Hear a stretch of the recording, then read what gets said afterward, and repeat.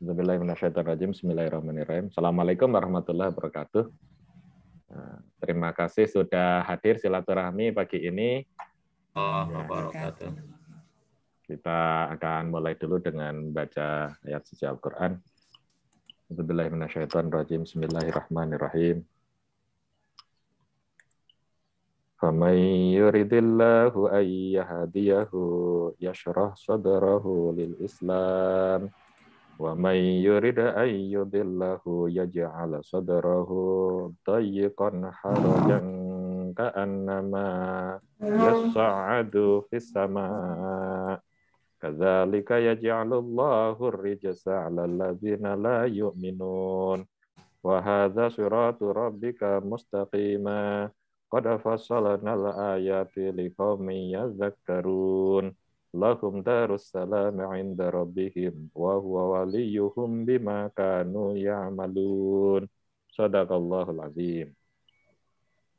Fama yuridillahu, barang siapa yang dikehendaki Allah, ayahdiyahu akan dapat hidayah.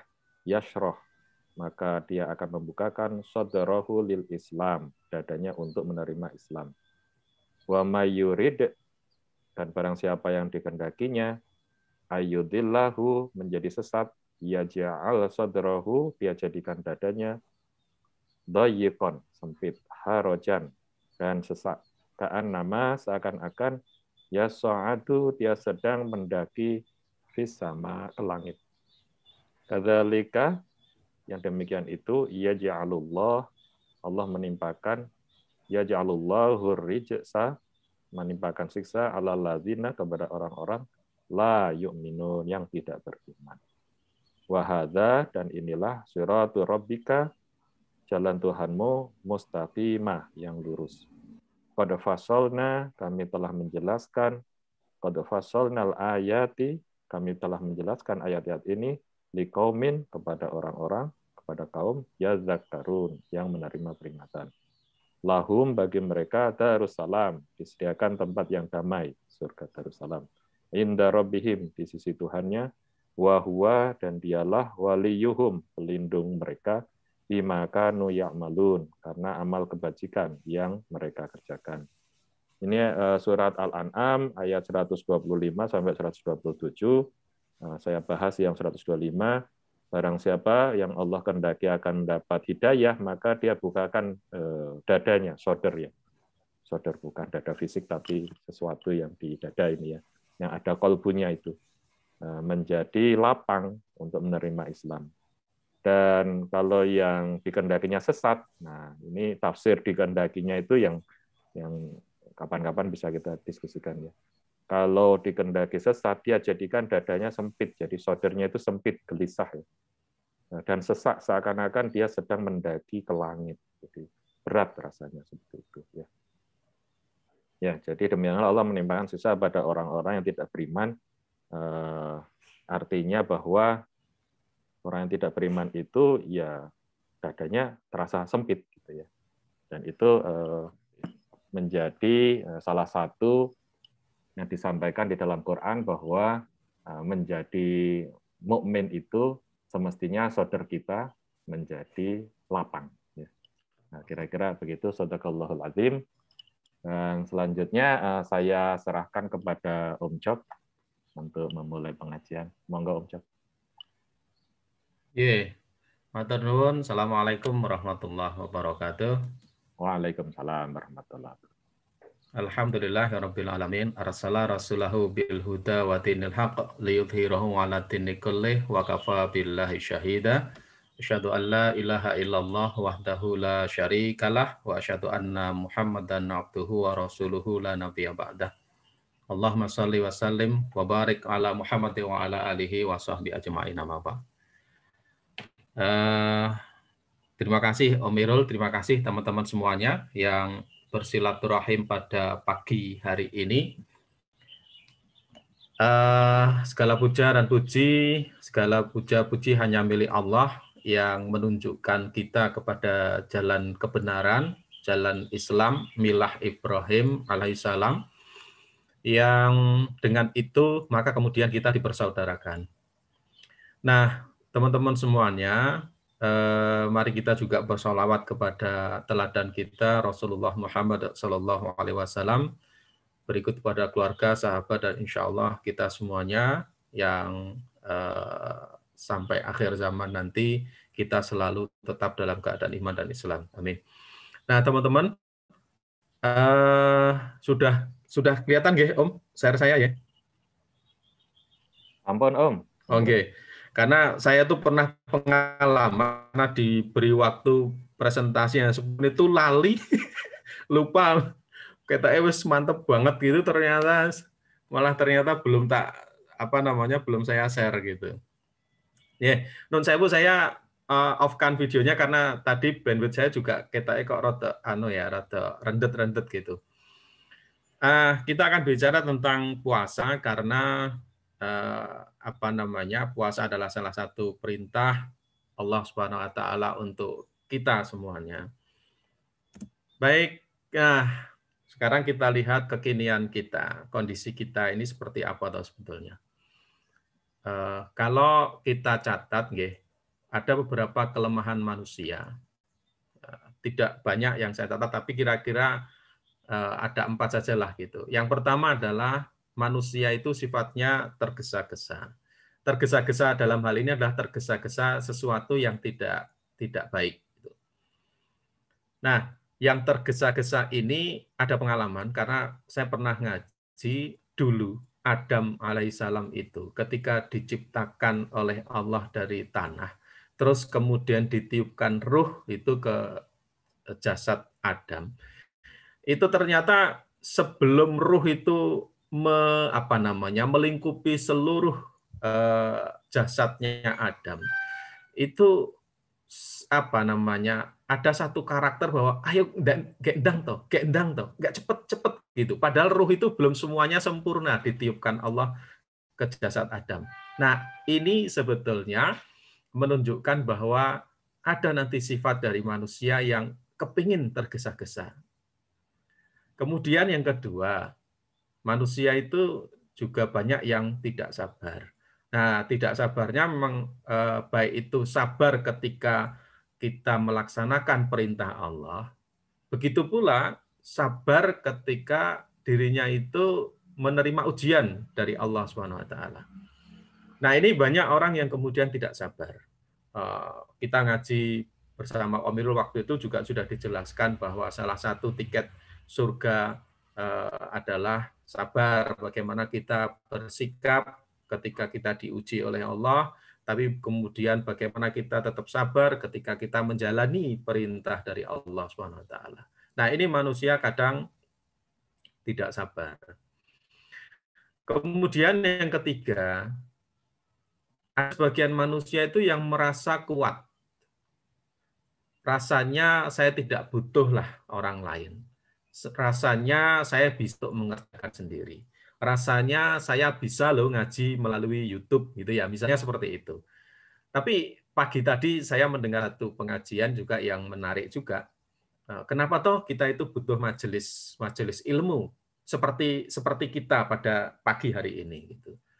Nah, kalau kita ngaji dari YouTube, ngaji dari internet, ya oke lah, itu boleh-boleh saja dan itu banyak manfaatnya. Tetapi jangan dilupakan bahwa ketika ada majelis ilmu, maka malaikat itu akan hadir di antara kita. Nah, malaikat yang hadir itu pasti akan membawa rahmat. Malaikat yang hadir bersama dengan majelis ilmu itu pasti akan mendoakan kita dengan ampunan dari Allah Subhanahu wa taala. Dan malaikat yang hadir bersama dengan kita dalam majelis ilmu itu akan melindungi kita semuanya. Nah, itu pentingnya selalu kita upayakan untuk bersilaturahim. Karena di dalamnya pasti nanti akan kita isi dengan majelis ilmu. Nah, itu. Nah, sehingga karena ada kelemahan manusia yang merasa dirinya itu kuat, maka kemudian kita mulai berpikir, apa iya sih manusia itu selamanya kuat gitu. Terus kemudian yang keempat, itu salah satu kelemahan manusia adalah kurang muhasabah. Kurang introspeksi diri. Nah, sehingga apapun yang dikerjakannya itu selalu benar menurut dirinya.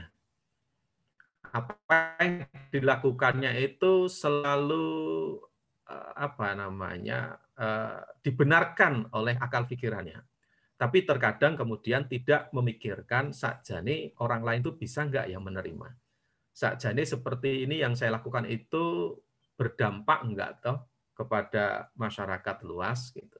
Nah, karena kurangnya muhasabah ini, karena manusia merasa kuat, karena manusia itu punya sifat tidak sabar, karena manusia itu memiliki sifat yang tergesa-gesa, maka manusia itu perlu untuk di-charge.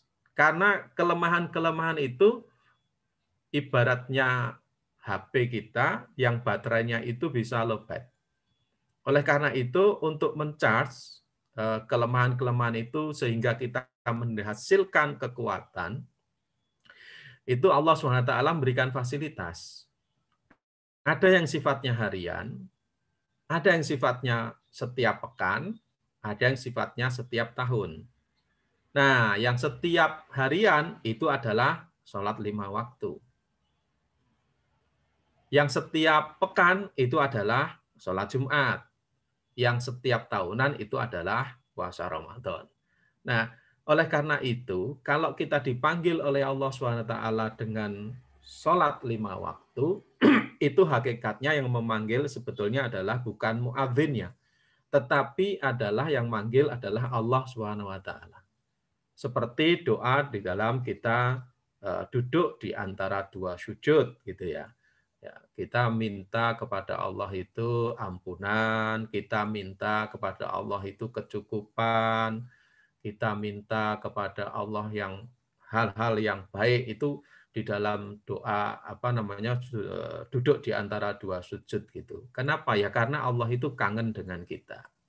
Nah, oleh karena itu maka ketika dipanggil adzan mestinya kemudian kita bersyukur kepada Allah. Alhamdulillah ternyata kita masih bisa hidup di dalam waktu subuh gitu. Nanti kemudian zuhur dipanggil lagi, alhamdulillah ternyata kita masih hidup di waktu zuhur. Kemudian dipanggil lagi untuk di-charge keimanan kita, itu kemudian di waktu asar, begitu juga maghrib, isya dan seterusnya. Oleh karena itu sebetulnya kita semuanya manusia itu ada di antara waktu-waktu sholat. Nah, ketika dipanggil oleh Allah, maka sebetulnya kita itu sedang diinginkan oleh Allah untuk di-charge keimanan kita. Mengingat keimanan kita ini kadang naik, kadang turun. Jadi tidak stabil. Ya itulah manusia karena kita bukan malaikat. Kadang keimanan kita itu menang daripada dari nafsu kita, tapi kadang nafsu kita mengalahkan keimanan kita sehingga keimanan kita menjadi turun kualitasnya. Nah, karena Allah kangen dengan kita, maka kemudian Allah Subhanahu wa taala memanggil kita dengan sholat 5 waktu. Kemudian yang berikutnya adalah sholat Jumat. Di setiap sholat Jumat pasti khotib itu akan menyampaikan khutbahnya. Dan itu isinya adalah nasihat di situ. Oleh karena itu, ketika sholat Jumat, khutbah yang terbaik itu adalah khutbah yang pendek. Mengingat biasanya yang pendek itu cepat untuk diterima, dan itu isinya nasihat, dan cepat untuk masuk ke dalam jiwa kita. Kalau kepingin yang panjang ya maka belajar melalui pengajian, melalui majelis ilmu. Tapi di dalam sholat Jumat mestinya seperti kultum yang pendek begitu, sehingga itu lebih mudah ditangkap dan kita menjadi tidak ngantuk. Karena biasanya pada saat sholat Jumat itu sering sekali godaan adalah kantuk gitu. Kadang bapak-bapak itu tidak mengambil soft yang terdepan, tetapi malah justru mengambil soft-soft yang mungkin ada cagaknya, ada temboknya, sehingga kita bisa duduk bersandar di situ. Nah ini kaidah di dalam sholat Jumat, sehingga khatib itu sebaiknya meringkaskan khutbahnya dan berisi nasihat yang cepat, mudah diterima oleh para jamaah. Nah, berikutnya teman-teman semuanya adalah puasa Ramadan. Kita sudah paham betul ini, ya. Dalil kewajiban puasa Ramadan itu ada di Quran surah Al-Baqarah ayat yang ke-183. A'udzu billahi minasyaitonir rajim. Bismillahirrahmanirrahim. Ya ayyuhalladzina amanu, wahai orang-orang yang beriman. Wah, ini luar biasa. Karena yang dipanggil adalah orang yang beriman. Di dalam Al-Qur'an kadang dituliskan ya ayyuhalladzina, ya ayyuhannas, gitu ya. Itu manusia, sekalian manusia, tidak pandang bulu. Tapi yang dipanggil oleh Allah untuk menerima perintah di dalam Quran surah Al-Baqarah 183 itu adalah orang-orang yang beriman. Seperti yang sampaikan Umirul tadi, dalam Quran surah Al-An'am 125, maka ketika Allah itu menunjuki seseorang dengan keimanan, maka dada itu akan mudah untuk menerima keimanan itu. Tapi ketika manusia itu menghindar dari hidayah Allah, maka kemudian dirinya yang menutup diri dari hidayah dari Allah Subhanahu wa taala. Maka kemudian Allah biarkan gitu. Karena memang manusia tidak mau menerima hidayah dari Allah. Tapi kita semuanya alhamdulillah kita ini bisa mau menerima hidayah dari Allah Subhanahu wa taala. Nah, kemudian dilanjutkan kutiba alaikumusyyam, telah kami perintahkan kepada kalian semuanya itu untuk syam, untuk puasa. Terjemahan kita adalah puasa. Meskipun ada yang membedakan puasa dengan syam gitu, tapi saya tidak usah membedakan antara bedanya puasa dengan saum ataupun syam gitu. Karena nanti biasanya perdebatannya adalah kalau puasa itu seperti orang Jawa. Jadi ada poso mutih, ada poso poso ngebleng, ada poso kelelawar, ada poso macam-macam lah begitu ya. Tapi kita tidak akan mempermasalahkan itu karena puasa di dalam konteks ini adalah tidak makan, tidak minum, tidak berhubungan suami istri gitu dari fajar sampai dengan tenggelamnya matahari sampai maghrib. Kama kutiba 'alal ladzina min qablikum. Nah, puasa itu juga sudah disampaikan oleh Allah perintah ini kepada umat-umat sebelum kamu, maksudnya umat-umat sebelum kita semuanya, sebelum umatnya Rasulullah SAW. Tujuannya apa? La'allakum tattaqun, agar kamu itu bertakwa, agar kita semuanya itu menjadi orang yang bertakwa. Nah, kemarin juga sudah dibahas takwa itu abstrak, tetapi kemudian jelentrehannya takwa itu bisa diaktualisasi dengan rukun Islam dan rukun iman. Itu adalah ring yang kedua ya Omirul kemarin itu. Nah, itu adalah tujuan dari perintah puasa, yaitu la'alakum tattaqun, agar kita menjadi orang yang bertakwa, agar kita menjadi orang yang hati-hati di dalam kehidupan kita. Baik, nah ada satu tulisan Imam Al-Ghazali tentang keistimewaan puasa.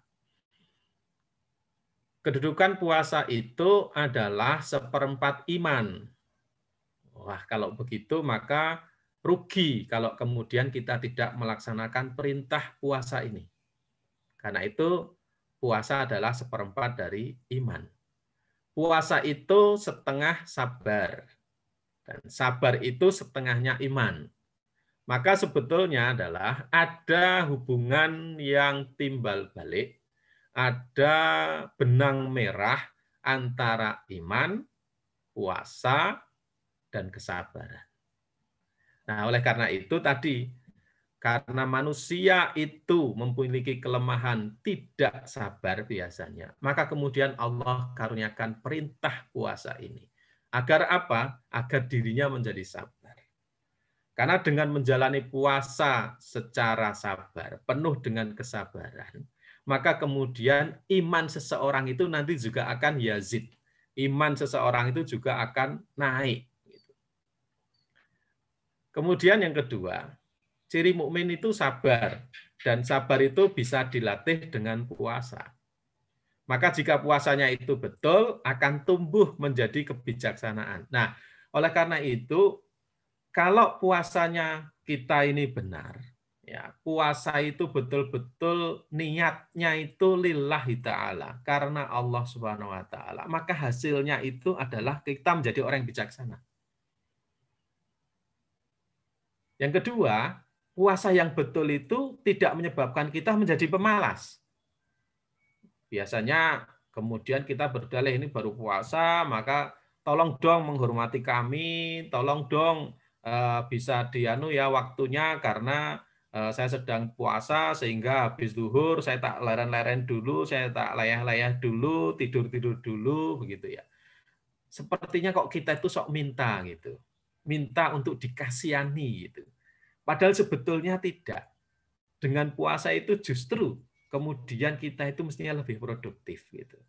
Om Irul sudah pernah cerita banyak itu ya tentang bagaimana seseorang yang menyelesaikan naskah buku dalam 1 bulan puasa. Bagaimana seseorang itu bisa menulis jurnal-jurnal ilmiahnya ketika bulan puasa itu malah justru produktif itu. Seperti teman-teman saya itu juga ternyata begitu. Pada bulan Ramadan gini itu bisa aja dia 1 bulan bisa menelurkan 3-4 tulisan gitu di jurnal ilmiah itu. Kemudian yang berikutnya, puasa itu menurut Imam Al-Ghazali ini dibandingkan dengan ibadah lain, itu ibaratnya seperti Masjidil Haram dengan masjid-masjid lain. Ya semua jengkal bumi ini kan milik Allah gitu ya. Tetapi yang disebut di dalam Al-Qur'an itu adalah hanya tanah haram. Tanah haram itu adalah yang ada Bakkah, yang ada rumah yang tua, yaitu Ka'bah. Nah, puasa itu seperti Masjidil Haram gitu. Ya, puasa itu seperti Masjidil Haram yang berbeda dengan masjid-masjid yang lainnya. Kenapa begitu? Karena puasa itu satu-satunya verifikasi pastinya yang melakukan ya hanya dianya yang melakukan gitu. Yang bisa memverifikasi apakah dia berpuasa atau tidak itu adalah dirinya sendiri. Tidak ada orang yang tahu. Wong kita ini sahur ikut sahur, kemudian kita tidak puasa juga tidak kelihatan kok gitu. Seakan-akan kita lemes pun itu juga orang juga bisa menilai oh ya lemes gitu, tapi tidak tahu bahwa dirinya tidak puasa. Ini maka salah satu keistimewaan salah satu keistimewaan orang yang melaksanakan puasa itu karena satu-satunya yang memverifikasi pastinya dia berpuasa adalah dirinya sendiri. Baik, terus kemudian yang berikutnya, puasa itu adalah ibadah yang jelas-jelas menghilangkan sifat syaitoniyah gitu dalam jiwa. Kalau ada ustadz menyatakan malah puasa itu salah satu-satunya ibadah yang jelas-jelas menentang setan gitu. Kenapa gitu? Kalau kita sholat itu orang lain bisa melihat bagaimana kita takbir, bagaimana kita mengenakan pakaian, bagaimana kemudian kita datang ke masjid, itu orang bisa melihat dan itu bisa juga ada wahnya gitu. Ada keinginan dia disebut alim, ada keinginan dia disebut soleh gitu. Karena di Jawa ini kan antara alim dan soleh itu kan tidak beda gitu ya. Orang datang ke masjid, wirawiri dan sregep itu kan disebut alim, padahal alim itu adalah orang yang berilmu gitu. Mungkin maksudnya mau nyebut oh dia soleh gitu ya, karena dia sering ke masjid itu. Tapi kemudian wis campur aduk antara alim dengan soleh gitu. Nah itu bisa dipertontonkan gitu. Sholat itu bisa dipertontonkan. Karena itu bisa dipertontonkan, maka godaan setan itu besar sekali di situ. Begitu pula dengan ibadah haji. Wah, luar biasa gitu. Godaan setannya itu gede banget, wong durung mangkat haji aja kita sudah ngundang banyak orang untuk pamitan, untuk deklarasi bahwa saya tanggal sekian sekian sekian nanti akan ibadah haji dan seterusnya. Ini apa namanya model-model ibadah yang apa namanya bentuk ibadah itu, tetapi ada bingkai-bingkai tertentu yang kalau tidak hati-hati itu godaan syaitan, itu jebakannya malah ada di situ gitu ya. Nah, tapi dengan puasa tidak. Puasa itu jelas-jelas kita ini malah memerangi hawa nafsu yang mengajak kepada keburukan. Puasa itu satu-satunya ibadah yang jelas-jelas menghilangkan sifat syaitaniyah gitu. Istri kita itu halal. Tetapi karena kita sedang melaksanakan ketaatan kepada Allah, maka kemudian kita tunda itu. Kita tunda keinginan syahwat kita. Makanan yang kita miliki di meja kita, itu insya Allah halal. Tapi karena kita itu sedang melaksanakan ketaatan kita kepada Allah, maka makanan itu kemudian kita tunda untuk kita makan selama kita berpuasa. Minuman yang kita miliki itu halal, milik kita sendiri. Tapi karena kita itu cinta kepada Allah, mahabbah kepada Allah, maka kemudian kita tunda itu. Keinginan-keinginan kita itu kita tunda. Kalau di luar bulan Ramadan barangkali kita apa namanya buka WA itu hampir setiap menit itu ada chat masuk, ada apa masuk, kemudian kita berlayar di situ, berselancar di situ gitu. Tapi kemudian ketika masuk bulan Ramadan dan kita melaksanakan puasa, itu ada filter kayaknya. Kayaknya nggak cocok deh ini. Kayaknya saya nggak boleh lah buka-buka kayak gini. Nah, itu adalah kita jelas-jelas menentang setan gitu. Kita jelas-jelas menghilangkan sifat syaitoniyah gitu. Nah, ini menurut Imam Al-Ghazali. Nah, kemudian hikmah puasa bagi kita apa gitu. Ya, tadi saya katakan bahwa kita itu sedang melaksanakan perintah Allah karena apa? Karena cinta. Itu bukti cinta mahabbah kepada Allah Subhanahu wa taala.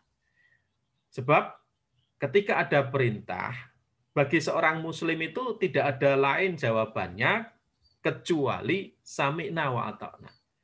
Ya Allah, kami dengar dan kami patuh terhadap perintah. Nah, ini seorang muslim yang baik kan seperti itu. Begitu ada perintah, ya sudah, kita lakukan saja gitu. Sami'na wa ata'na. Itu adalah bukti cinta, mahabbah kepada Allah Subhanahu wa taala. Nah, perintah itu adalah hukum ya, seperti hukum normatif sajalah gitu ya. Hukum normatifnya ya Quran surah Al-Baqarah 183 tadi. Itu sebagai apa namanya bentuk perintah, dan sebagai seorang muslim ketika ada perintah itu maka segera kita sambut dengan cinta mahabbah kepada Allah SWT. Kemudian yang kedua ya, ketika kita ini menjalankan puasa maka itu sebetulnya bukti kita ini menjalani tazkiyatun nufus. Bukti kita ini menjalani pembersihan jiwa dari kotoran batin, gitu ya. Dari kotoran batin. Nah, kotoran batin kita ini kan banyak, ada iri, ada dengki, ada hasad, ada fitnah, ada ghibah dan seterusnya. Itu adalah kotoran-kotoran batin yang biasa nempel di kita gitu. Kalau zaman dulu biasanya Ustadz itu mencontohkan kalau ada tetangga beli kulkas, maka kemudian ya bagaimana caranya sebetulnya kepengen menegasi itulah gitu ya.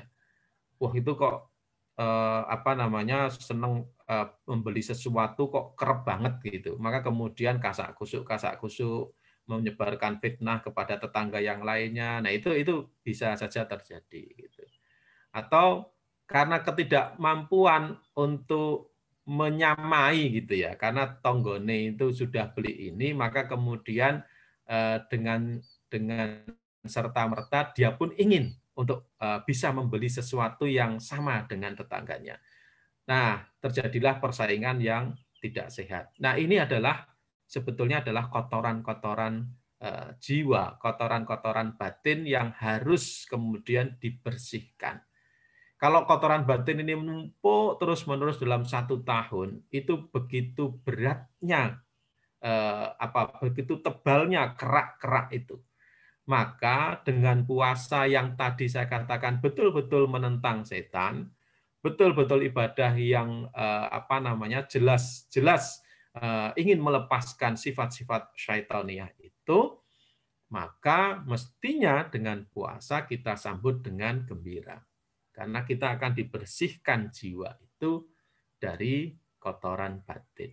Nah, uniknya di dalam Islam itu, kita melaksanakan kewajiban, tapi juga kemudian dibersihkan oleh Allah SWT. Jadi normatifnya kita melaksanakan kewajiban, tapi prosesnya adalah kita itu dibersihkan jiwa kita itu oleh Allah SWT. Dan hasilnya yang kita gadang-gadang adalah menjadi orang yang muttaqin. Di mana orang yang muttaqin itu adalah orang yang dekat dengan Allah Subhanahu wa taala. Karena makom orang yang dekat dengan Allah itu adalah orang-orang yang muttaqin, orang-orang yang bertakwa.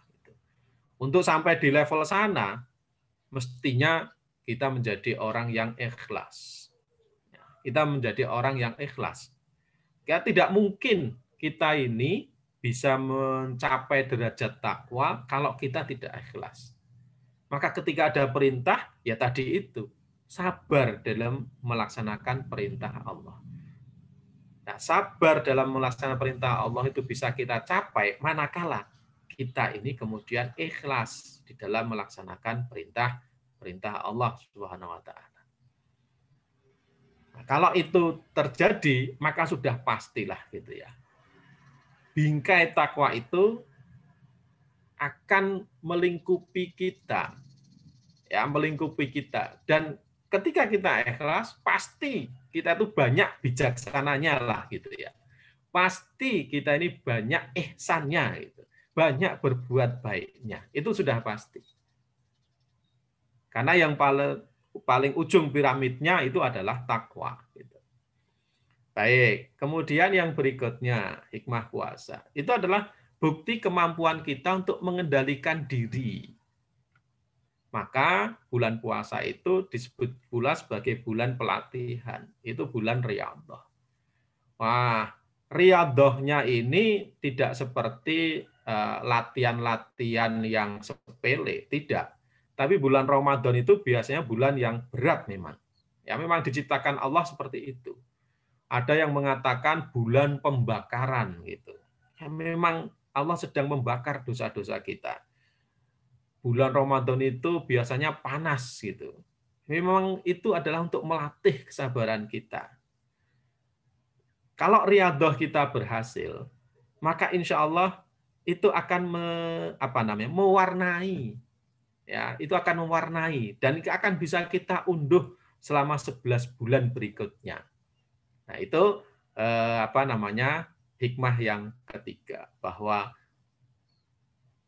melaksanakan puasa itu sebetulnya bukti bahwa kita itu ikut riyadhahnya yang diberikan Allah Subhanahu wa taala. Ikut bulan pelatihan yang berat itu selama 1 bulan ini, tapi hasilnya adalah akan warnai 11 bulan yang berikutnya. Maka tidak mungkin kalau seorang yang berpuasanya betul kok kemudian malah menjadi orang yang suka ngamuk dan seterusnya. Saya kira tidak gitu. Itu berarti belum bisa mengendalikan diri. Tapi kalau puasanya betul, maka seseorang itu akan mampu mengendalikan diri. Kemudian yang berikutnya, puasa itu hikmahnya adalah bukti bahwa kita itu mampu memelihara diri, khususnya baik kesehatan fisik dan juga jiwa kita. Itu adalah mampu memelihara diri. Kalau Rasulullah itu sampaikan di luar bulan Ramadan ya, itu bagi pemuda yang sudah siap, pemuda yang sudah mampu, maka segeralah nikah. Tapi kalau tidak, maka berpuasalah. Gitu. Nah, ternyata puasa itu bisa memelihara diri kita. Maka hakikatnya ketika riyadhahnya berhasil, kemudian kita mampu memelihara diri kita, maka 11 bulan yang akan datang kita pun mestinya bisa untuk memelihara diri ini dari godaan syaitan, dari kotoran batin yang mudah untuk menggoda kita semuanya. Terus kemudian berikutnya juga ada disampaikan bahwa di dalam memelihara diri khususnya fisik itu sudah banyak lah gitu ya kita dengar dengan puasa itu kemudian menjadi sehat gitu ya. Saya tidak tahu apakah ini hadis atau tidak ya. Tapi ada ada juga yang menyatakan itu hadis, tapi ada juga yang tidak. Saumutasihu, berpuasalah kamu supaya kamu itu sehat gitu, baik sehat fisik maupun sehat jiwa. Terus kemudian ada teori ketika kita lapar itu kemudian terjadi autofag gitu ya. Nah itu monggo saja lah gitu. Nah itu adalah bagian ibaratnya ketika kita itu menanam padi maka rumputnya juga akan tumbuh gitu. Nah ketika kita itu melaksanakan perintah Allah dengan ikhlas, maka kemudian Allah akan berikan barokah-barokah yang lainnya termasuk kemudian fisik kita menjadi sehat, jiwa kita menjadi sehat, jiwa kita menjadi tenang, begitu seterusnya gitu ya. Nah ini juga ada untungnya ketika kita berpuasa dalam masa pandemi seperti saat ini, katanya sistem imun kita ini akan turun ketika kita dalam suasana stres, ketika kita dalam suasana tercekam gitu. Nah uniknya puasa itu akan mengembalikan yang tadinya stres itu menjadi segar. Yang tadinya jiwa ini tercekam menjadi jiwa yang merdeka. Sudah tidak ada kungkungan lagi dari setan gitu. Karena orang yang merdeka itu kan sebetulnya ketika dia bisa menyatakan la ilaha illallah, ya, tidak ada ilah kecuali Allah, maka dia akan merdeka. Karena sudah tidak ada lagi godaan-godaan, tidak ada lagi kungkungan, tidak ada lagi sandaran-sandaran, kecuali dirinya bersandar hanya kepada Allah Subhanahu wa taala. Nah, itu menjadi tenang. Nah, ketika jiwa itu menjadi tenang, maka kemudian sistem imun menjadi naik. Nah, itu menjadi sehat. Nah, itu ada teori-teori begitu, monggo lah, silahkan. Tapi itu adalah bagian-bagian barokah-barokah yang diberikan Allah, rahmat dari Allah ketika seseorang, kita semuanya itu melaksanakan perintah Allah dengan ikhlas. Baik, kemudian yang berikutnya, hikmah puasa itu bagi kita adalah iktibar bahwa kita itu punya kelemahan diri. Nah, di depan tadi saya katakan bahwa ada manusia itu kelemahannya adalah merasa kuat. Tapi dengan puasa kita tuh ditunjukkan oleh Allah SWT bahwa diri kita tuh sakjane lemah gitu.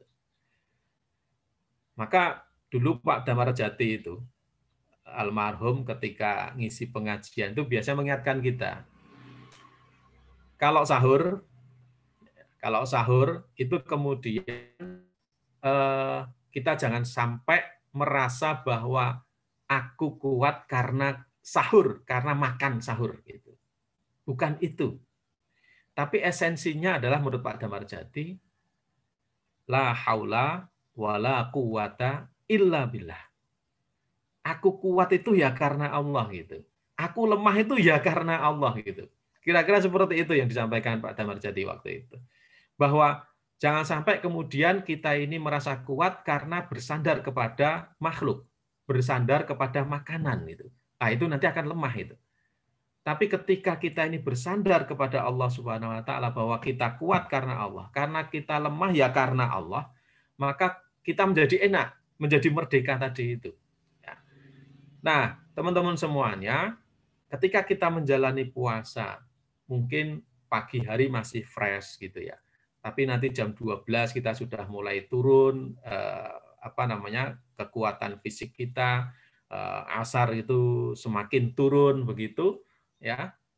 Tapi uniknya gitu, uniknya ada pengharapan gitu ya, ada pengharapan di situ. Apa yang kita tunggu-tunggu? Yaitu berbuka puasa. Berbuka puasa. Sehingga di dalam menjalani perintah ini, meskipun kita lemah, iya betul ya Allah, aku menjadi lemah, iya. Kita semua jadi lemah. Tapi ada finish untuk hari itu yang akan aku capai gitu, yaitu ketika berbuka puasa.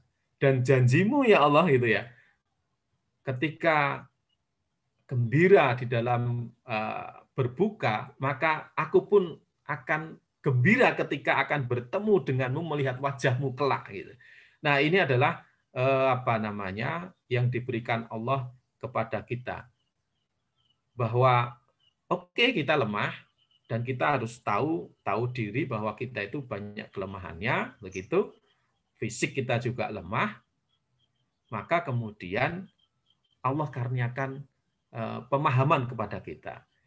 Kita lemah, tapi kemudian diberi iming-iming oleh Allah SWT dengan berbuka puasa. Dengan besok kalian bisa melihat wajahku, wah itu menjadi gembira kembali gitu. Nah, ini adalah hikmah dari puasa bagi kita semuanya. Yang kelima, bahwa itu iktibar adanya kelemahan di dalam diri kita sebagai hamba. Nah, kadang kita bertanya, mengapa toh kewajiban puasa itu ada dalam bulan Ramadan? Kenapa tidak pada bulan Sya'ban? Kenapa tidak pada bulan Muharram atau apalah begitu ya, bulan 11 bulan yang lain gitu. Tapi Allah mengambil bulan Ramadan ini menjadi bulan puasa bagi kita semuanya gitu. Saya masih ingat ketika mengambil mata kuliah agama Islam gitu ya. Waktu kuliah dulu itu pertanyaannya dari dosen saya gitu. Kenapa toh kewajiban puasa ini ada dalam bulan Ramadan, wah sting celebung macam-macam gitu ya. Tapi salah satunya dari penjelasan dosen tadi adalah karena bulan Ramadan itu adalah awal diturunkannya Al-Qur'an. Nah, jadi kalau kita baca Al-Baqarah 183, kemudian 184, 185 itu akan ketemu di situ. Oh, ternyata di dalam bulan Ramadan itu adalah awal diturunkannya Al-Qur'an. Nah, sehingga Ramadan itu sering dikenal pula dengan bulan Al-Qur'an. Nah, ini adalah kesempatan bagi kita, teman-teman semuanya, untuk segera menuntut ilmu. Nah, sebab ayat pertama yang diturunkan itu adalah Iqra, yang sangat terkait dengan kewajiban kita untuk menuntut ilmu. Nah, ilmu di sini itu tentunya kita tidak mengenal yang namanya dikotomi agama dan sains, itu tidak. Islam itu tidak mengenal dikotomi itu. Semua ilmu itu dari Allah Subhanahu wa taala. Kalau kita belum bisa memahami ya karena keterbatasan kita. Tapi dengan kita ini sering berinteraksi dengan Al-Qur'an, maka kemudian Allah itu akan jalan buat kita untuk memahami ilmu. Ketika kita berinteraksi dengan Al-Qur'an, maka kita akan diberikan Allah ilham buat kita untuk memahami ilmu gitu. Ya seperti dibaca oleh Mirul tadi, Al-An'am 125 itu, kalau orang yang diberi iman, diberi hidayah tapi menolak, maka posisinya adalah dia menolak keimanan, menolak hidayah. Maka dirinya menjadi sempit dadanya, seakan-akan dia itu sedang menaiki tangga sampai ke langit gitu, sehingga nafasnya semakin megap-megap gitu ya. Nah, itu kemudian orang kan berpikir itu, opo iya sih? Nah, ternyata kalau kita naik gunung, itu kan semakin tinggi, udara semakin, oksigen semakin renggang dan seterusnya, maka kemudian nafas kita semakin ngos-ngosan gitu. Nah, itu kan dulu juga nggak pernah orang meneliti itu, tapi kemudian meneliti yang lebih jauh lagi di luar angkasa, oh ternyata seperti itu. Ya siapa tahu gitu. Itu adalah orang menemukannya di dalam Al-An'am 125 begitu. Baik, yang berikutnya gitu. apa namanya dari keilmuan kita. Kemarin juga sering mudah-mudahan ini sudah tidak ada perdebatan ya. Tapi beberapa kampung memang sering berdebat urusan tarweh gitu kan. Tarweh itu mau 4-4-3, mau 2-2-2-2-3, mau 2-2 kali 5 1, ya 2 kali 5 ditambah 1 misalnya. Ya masih ada yang berdebat begitu gitu. Tapi mari kita lihat, biasanya orang-orang yang mempersoalkan itu, mempersoalkan tarweh, mempersoalkan ini sebetulnya adalah malah nun sewu. Malah biasanya orang-orang yang nun sewu yang keilmuannya itu masih ya masih nun sewu itu ya. Ya masih jauh lah begitu. Ya masih jauh keilmuannya. Kadang malah dirinya tidak pernah sholat di masjid, tidak pernah sholat wajib malahan itu, tapi ngoyak untuk sholat sunnahnya yang namanya taraweh. Pokoknya kudu begini. Gitu. Nah, ada ilmu lagi yang lupa gitu ya dari saudara-saudara kita ini. Ketika dia mengejar tarawehnya, terus kemudian dia lupa bahwa ada sholat rawatib setelah Isya. Itu yang jauh lebih penting daripada taraweh. Gitu. Nah ini pun juga kadang jarang untuk dibahas gitu. Bahwa sebetulnya 2 rakaat setelah sholat Isya itu nilainya lebih tinggi dibandingkan sholat taraweh gitu. Tapi kenapa kita ini selalu berkutat mempersoalkan masalah taraweh itu? Seakan-akan taraweh itu sesuatu yang istimewa. Ya oke lah begitu. Tapi jangan lupa apa namanya rawatib yang sudah dicontohkan oleh Rasulullah itu. Dan itu nilainya lebih tinggi daripada sholat tarawih itu sendiri. Gitu. Nah terus gimana Pak? Apa namanya? Kalau saya tanya, terus gimana kalau Pak Ustadz nanti sholatnya gimana? Apa boleh nggak saya sholat apa namanya? Sholat ba'diyahnya Isya itu setelah selesai sholat tarawih? Iya boleh, gitu. Boleh gitu. Nah, terkadang ketika kita ini sudah sholat taraweh, terus kemudian ngantuk, capek, lupa. Kita tidak melaksanakan sholat ba'diyah Isya. Yang tadi dikatakan sebagian ulama itu justru nilainya lebih tinggi dari sholat taraweh. Baik, terus kemudian maka hikmah dari puasa itu di bulan Ramadan mestinya ya kita ini menjadi senang di dalam menuntut ilmu ya meskipun kita masih punya kelemahan terkadang kita ini menunda untuk menuntut ilmu atau mungkin masih berangan-angan wah nggak masih punya waktu kok nanti ajalah menuntut ilmunya begitu. Nah itu adalah kelemahan kita tapi insya Allah dengan menjalani puasa secara ikhlas tadi kita akan senang kita akan gembira di dalam menuntut ilmu karena bulan Ramadan itu adalah bulannya Al-Quran. Saya kira itu Om Irul yang bisa saya sampaikan. Mudah-mudahan ada manfaatnya dan saya kembalikan kepada Om Irul. Assalamualaikum warahmatullahi wabarakatuh. Waalaikumsalam warahmatullahi wabarakatuh. Matur nuwun Om Jok. Jadi banyak yang menarik ya. Jadi saya ingat waktu masih mahasiswa kayaknya pernah telat sahur saya juga. Ya minum aja ternyata kuat. Ada yang punya pengalaman sama nggak itu? Punya pengalaman kayak gitu tuh. Pengalaman telat sahur ya. Zaman masih ngekos atau bahkan sekarang. Jeng Deti pernah telat sahur nggak Jeng Deti? Bukan telat Om, pernah nggak sahur juga. Oh, nggak pernah sahur. nggak sahur ya. Tapi ternyata kuat juga ya. Tapi ya, alhamdulillah sampai maghrib lancar. Iya. Nah itu tadi yang disampaikan Om Jok itu mengutip juga Pak Damarjati tadi ya. Jadi ya sebenarnya yang menguatkan itu bukan kita. Gitu. Memang itu sesuatu yang unik, tapi bukan berarti tidak sahur ya, karena kata Rasulullah barokahnya puasa itu ya ono di sahur. Ya, mungkin ada pertanyaan ini ada Om Rudi katanya ya selanjutnya sudah jelas diterangkan di bulan Ramadan di dalamnya terdapat Quran. Jadi bukan pendapat, memang ada ayatnya. Oh, itu ya tentang Ramadan itu bulan diturunkannya Quran ya. Ya. Iya. Nah, jadi memang tadi menarik. Jadi sebenarnya Allah itu menginginkan kita seperti apa dan kemudian ditunjukkan dengan rukun Islam ya. Di mana ada syariat yang tujuannya itu sebenarnya untuk kita sendiri gitu.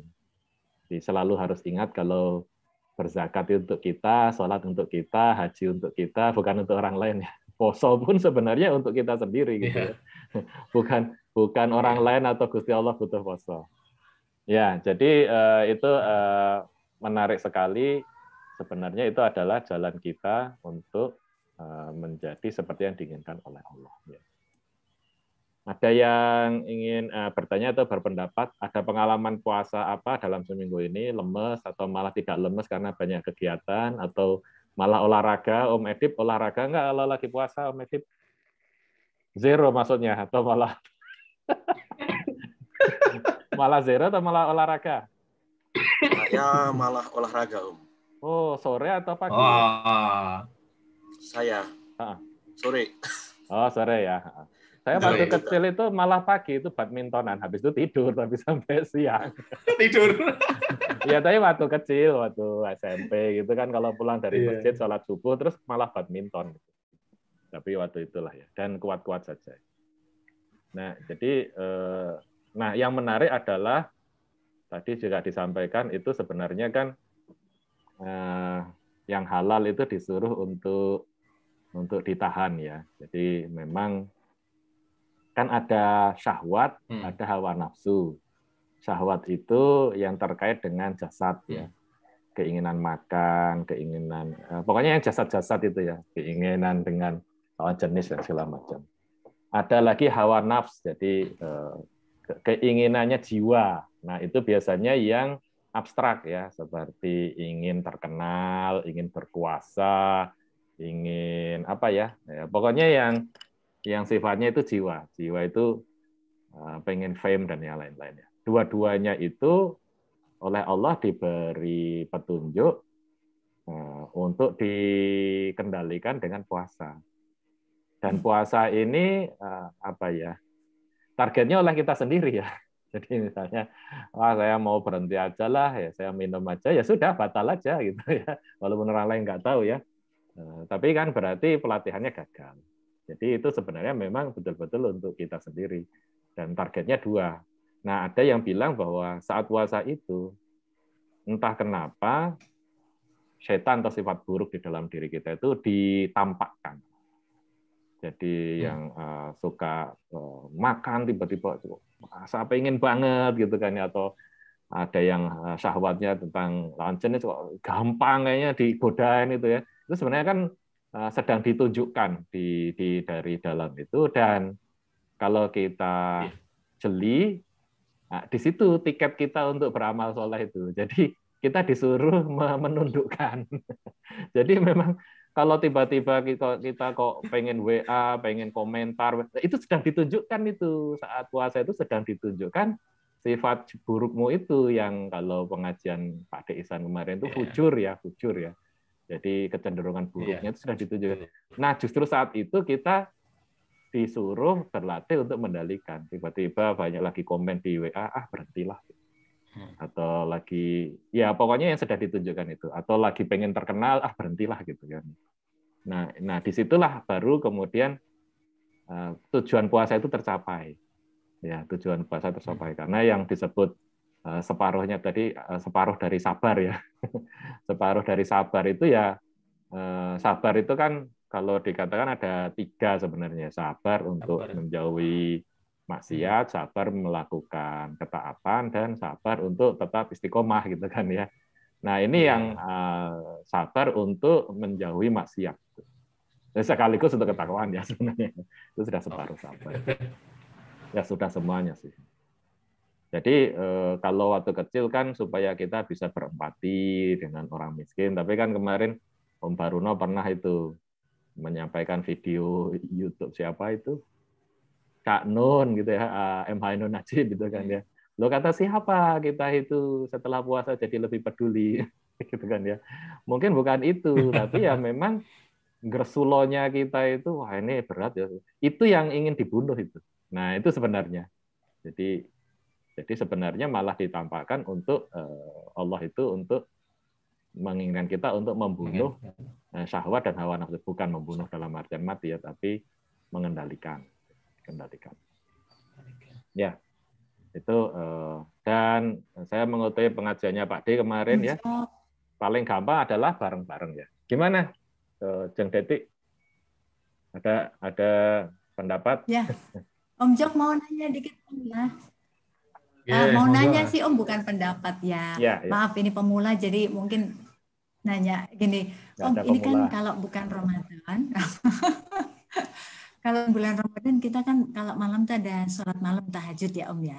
Nah ini dan kan kita ada sholat tarawih dan hanya di Ramadan. Tapi suka bingung sebenarnya kalau kita sudah bertarawih itu kita masih boleh nggak sholat tahajud atau sholat tarawih itu menggantikan tahajudnya, ini masih agak bingung gitu Om. Gimana Om? Iya. Ya, makasih. Kalau matur nuwun, kalau teman-teman sudah terbiasa dengan sholat tahajud gitu, ya dilanjutkan saja gitu. Oke. Tapi harus diingat karena di dalam sholat tahajud itu kita kadang menggunakan termasuk sholat witir di situ. Oh iya. Nah, oleh karena itu kalau kita di masjid itu sudah witir, maka sholat tahajudnya ya nggak perlu dengan sholat witir gitu. Nanti malah jadi genep lagi gitu. Ya, gitu. Karena sudah ganjil di sini, tambah ganjil di sini jadi genep. Jadi monggo saja begitu. Tapi misalnya sudah 11 rakaat di masjid begitu. Nanti kalau mau bangun lagi, monggo silahkan gitu. Misalnya jam 2 atau jam 2:30 mau tahajud lagi, ya silahkan saja gitu. Tapi tidak perlu witir gitu. Witir pada saat karena itu sudah menjadi kebiasaan ya. Ya, kalau sudah menjadi kebiasaan, disilahkan saja gitu. Tidak ada larangan di situ. Iya, betul. Jadi dulu saya pernah sholat malam ya, baik tarawih maupun tahajud itu sholat malam. Ya. Iya. Ya, matur nuwun Om. Iya, sami-sami. Dulu pernah ikut pesantren kilat lah ya di Pandanaran itu. Itu Pak Kiai itu kalau habis sholat maghrib kalau nggak salah, itu sholat sunat terus itu. Terus akhirnya atau apa ya, yang saya agak lupa ya. Terus saya nanya, ya itu sholat sunat mutlak. Sholat sunat mutlak itu nggak ada alasan, pokoknya pengen sholat sunat aja, sholat sunat. Nggak ada alasan. Itu nggak apa-apa, itu sholat sunat mutlak. Nah, apalagi dengan sholat-sholat yang bahkan di Quran dianjurkan ya, seperti sholat tahajud ya. Jadi mumpung kita sahur, masih ada waktu nih nunggu subuh atau masih nunggu istri masak misalnya gitu ya. Sholat inilah tahajud lah 2 rakaat gitu. Itu pembiasaan itu bagus banget. Nanti kan setelah Ramadan bangunnya itu ya setengah jam sebelum subuh atau 15 menit sebelum subuh, terus cepat-cepat menyempatkan 2 rakaat untuk tahajud gitu ya. Menyempatkan. Karena begini, ada hikmah, ada pahala yang besar di balik tahajud itu. Sehingga itulah kenapa yang alim tadi, kalau kata Om Cak tadi itu, berusaha mengejar, termasuk sholat sunat rawatib itu berusaha dikejar ya. Karena ada pahala yang tersembunyi yang besar di situ. Tapi kalaupun enggak ya nggak apa-apa. Rasulullah dulu juga lagi sholat tahajud, ada yang makmum, lama-lama beliau nggak mau sholat kan, takut diwajibkan. Itu juga. Iya, takut diwajibkan ya. Iya, itu nggak apa-apa. Jadi biasanya saya juga misalnya menyempatkan itu tidak witir lagi. Tapi bapak saya pernah, bapak saya NU ya, ditutup dulu 1 rakaat, nanti terus witir lagi gitu. Itu ada juga seperti itu. Itu semua adalah pendapat ulama.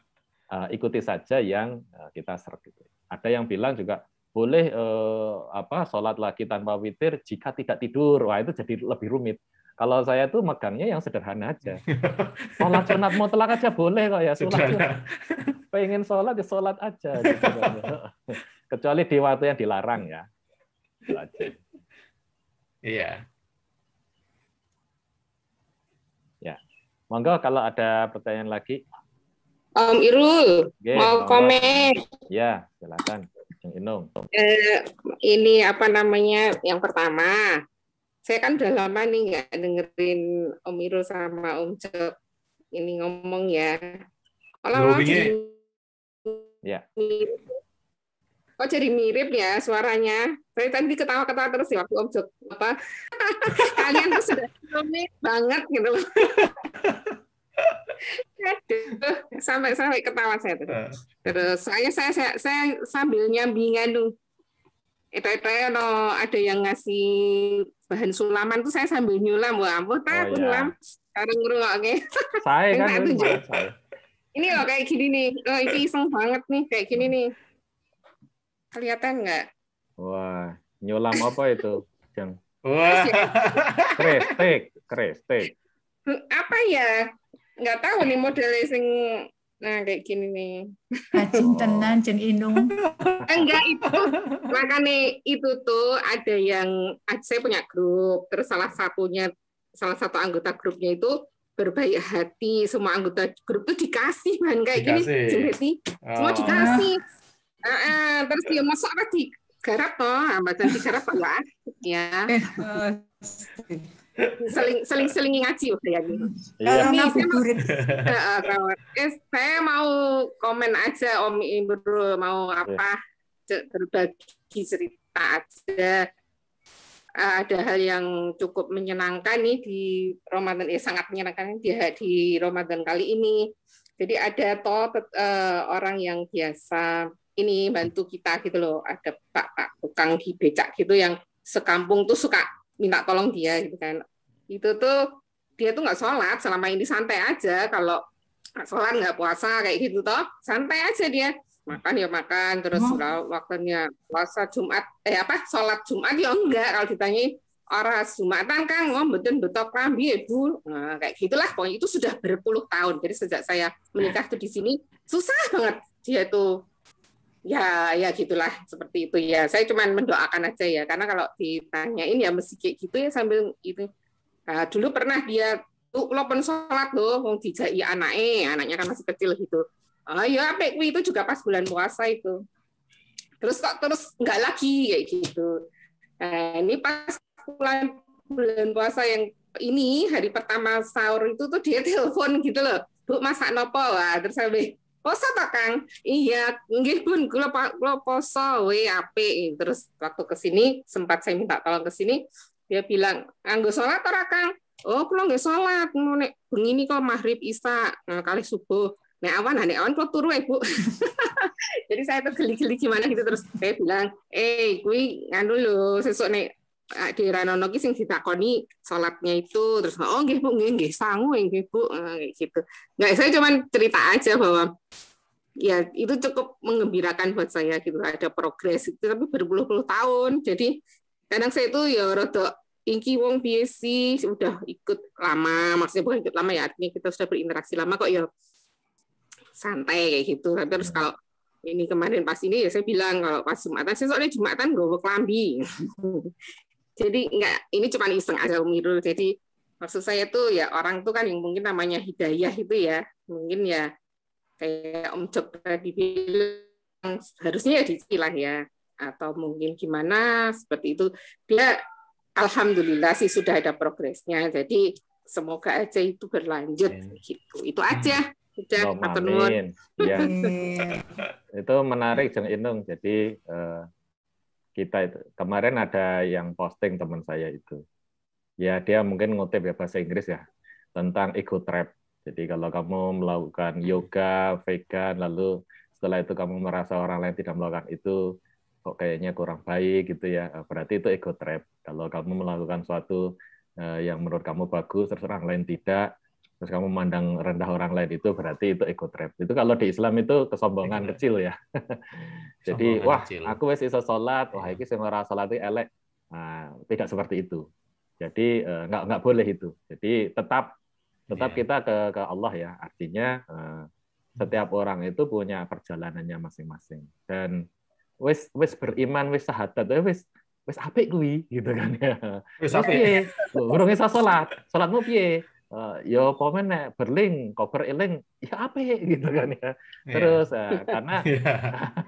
karena itu adalah hubungan dari seorang insan ya, jiwa itu dengan Tuhannya. Jadi tadi itu bagus sekali pendekatan Jeng Inung tadi sudah bagus. Iya, kalau dipikir-pikir ngomong ke gengsi atau apa kayak gitu toh, mesti kan akan mikir, melu ada yang tetangga yang bilang, ini melu pirang puluh tahun nih ngode Pak Isan, maksudnya ya nggak cuma di sini sih. Yeah. Oh, sholat orang tekan saya orang sholat misalnya kayak gitu. Mau dipikir kayak gitu kan, gitu kan. Tapi saya sih nggak pernah sih saya ngomong selalu setiap saat ini orang ini sholat awas misalnya kayak gitu. Enggak.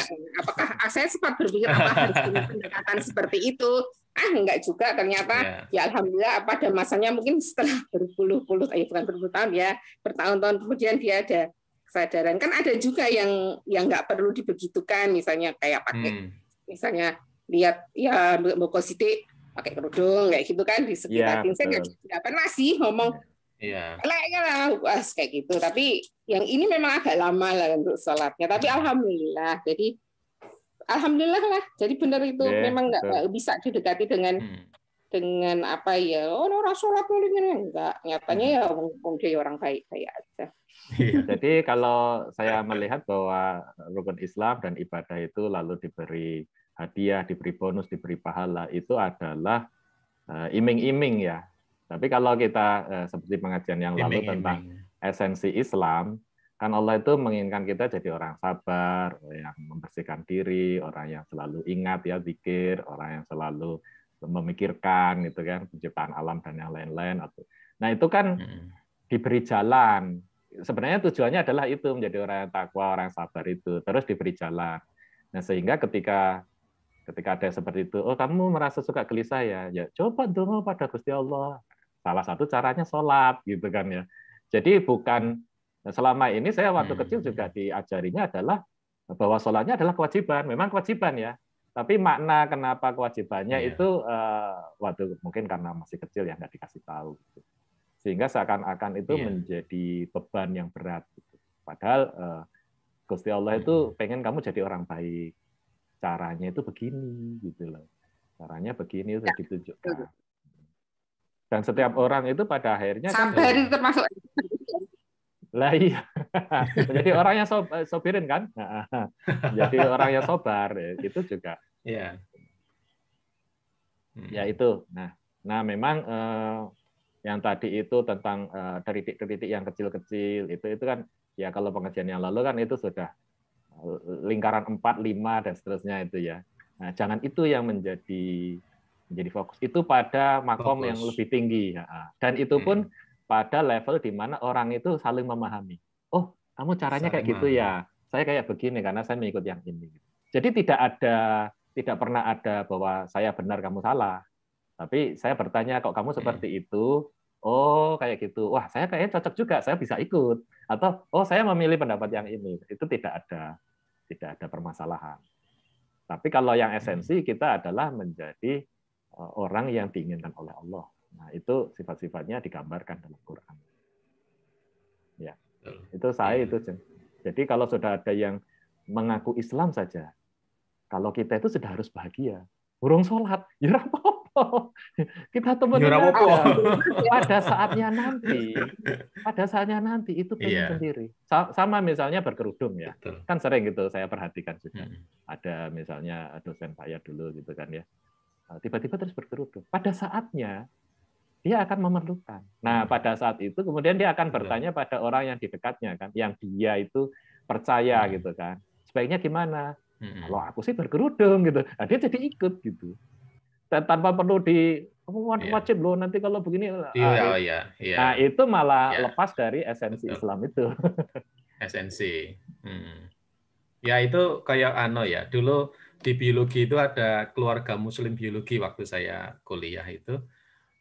Namanya KMB. KMB itu dulu kenapa dinamakan keluarga itu biar lebih dekat gitu. Biar lebih dekat. Di tempat saya itu kan dulu juga banyak dosen-dosen yang belum sholat dan seterusnya gitu. Tapi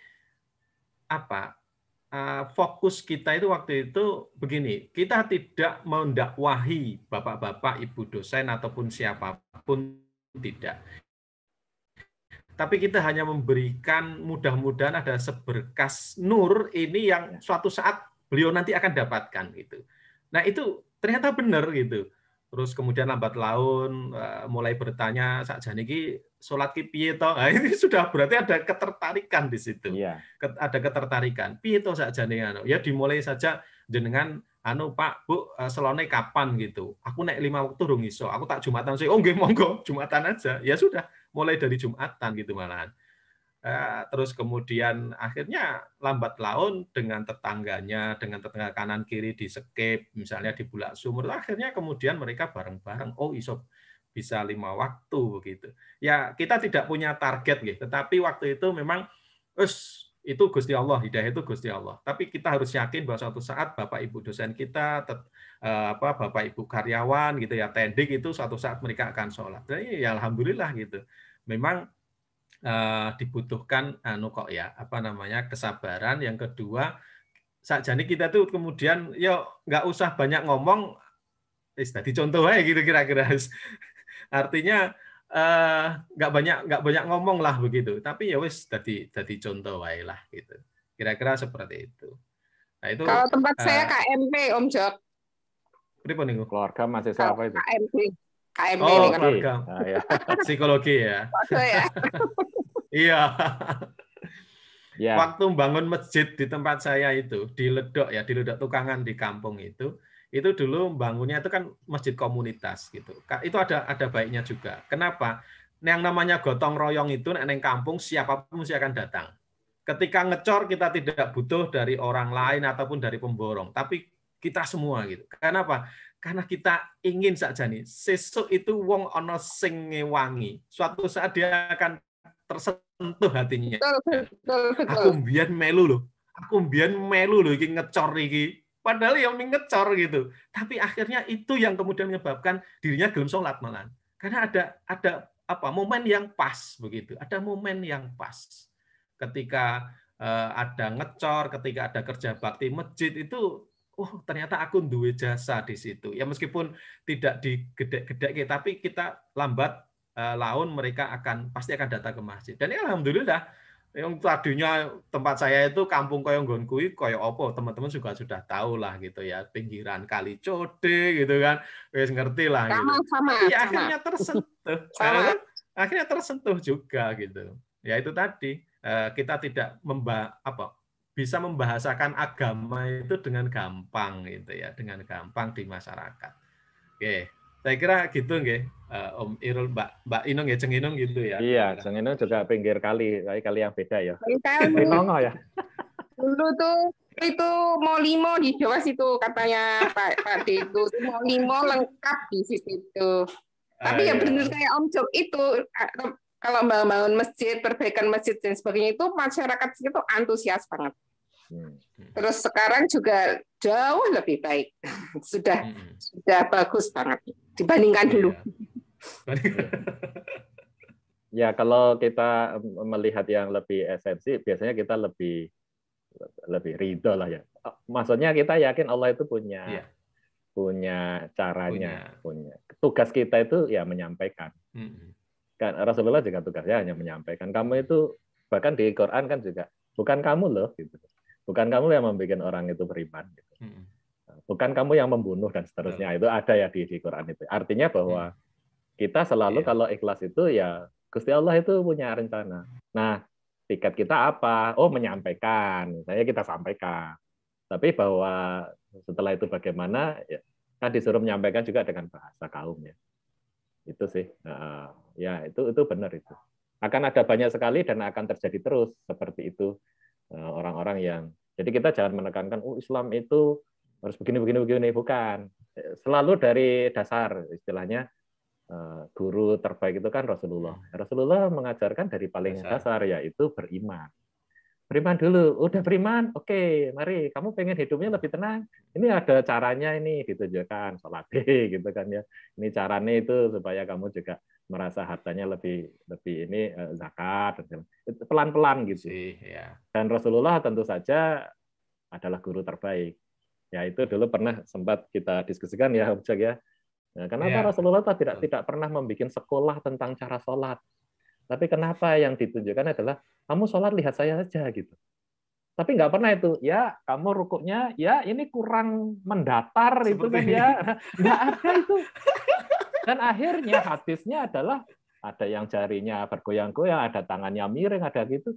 Dan itu bukan esensi, karena itu Rasulullah tidak pernah mengajarkan strict harus kakinya seperti nggak ada. Ya, itu kan hikmahnya itu. Dan kita yakin Rasulullah adalah guru terbaik. Guru terbaik.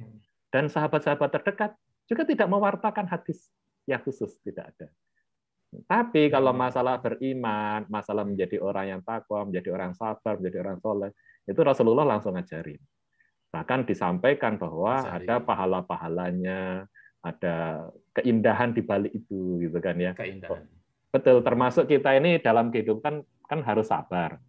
Tapi kan nanti Allah akan menggantikan dengan kebebasan kan, misal, wah kok pengen mangan daging babi ya. Gusti Allah akan paring kalau kamu sudah lewat gitu kan ya. Bahkan yang lebih enak daripada itu gitu kan ya. Itu kan puasa itu sebenarnya miniatur untuk itu ya. Di dalam kehidupan ini kita mengendalikan syahwat dan hawa nafsu. Itu sih menarik ya. Sudah hampir jam 7:30. Nah. Oke. Ya. Mungkin sampai di sini dulu kita silaturahmi pagi ini. Ya, saya tutup dulu. Astagfirullahaladzim, kita baca doa majelis. Subhanakallahumma wa bihamdika asyhadu an la ilaha illa anta astaghfiruka wa atubu ilaik. Alhamdulillahirabbil alamin. Assalamualaikum warahmatullahi wabarakatuh. Waalaikumsalam warahmatullahi wabarakatuh.